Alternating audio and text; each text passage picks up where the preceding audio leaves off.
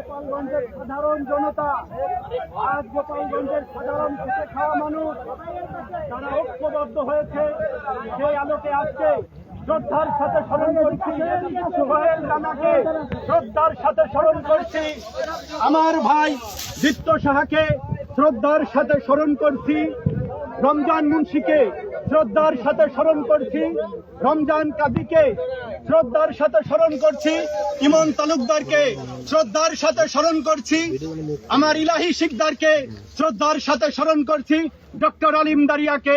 সংগ্রামী সাথী ও বন্ধুগণ, আপনারা জানেন এটা গোপালগঞ্জের মাটি, এটা বাংলাদেশের পুণ্যভূমি, এটা বাংলাদেশ আওয়ামী লীগের পুণ্যভূমি, যে মাটিতে জন্ম নিয়েছে জাতির জনক বঙ্গবন্ধু শেখ মুজিবুর রহমান। আপনাদের কাছে একটা কথাই বলতে চাই, আপনারা সকল সময় সকল হত্যার বিচারের দাবি করেন, এই মাটিতে এই সরকারের আমলে এর বিচার হবে না, কারণ ওরা শুধু আওয়ামী লীগের শত্রু নয়, ওরা আমাদের মুক্তিযুদ্ধের শত্রু।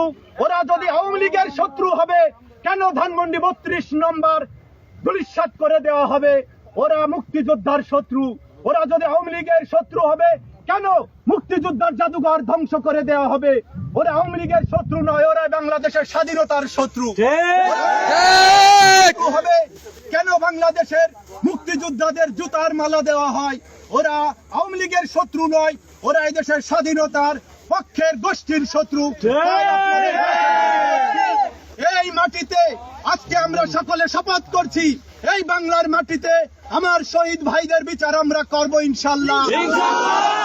বলতে চাই যে কথাটা স্লোগানে বলি, আবার যদি বোমা মারে আমরাও বোমা ফাটাবো, গোপালগঞ্জের মাটিতে গুলি চলে আমরাও গুলি চালাবো।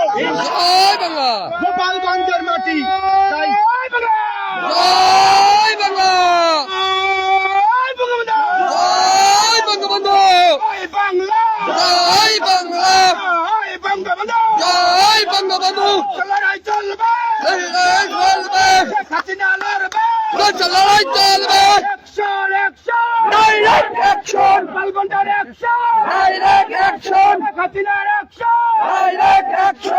সংগ্রামী সাথী ও বন্ধুগণ, আজকে এখান থেকে আমরা শপথ নিলাম আগামী দিনে বাংলাদেশ আওয়ামী লীগকে এ দেশে ফিরিয়ে আনার জন্য যদি আমাদের শহীদ হতে হয়, আমরা যে কোনো লড়াই সংগ্রামে মাঠে গিয়ে দু হাতে একরকম চিতিয়ে দিয়ে বুকে পাঠিয়ে দেব পাখির মতো। তাই আজকে কথা দীর্ঘায়িত করব না, এখানেই আমার কথা সংক্ষিপ্ত করে এখানেই শেষ করছি। দেখা হবে রাজপথে, কথা হবে স্লোগানে।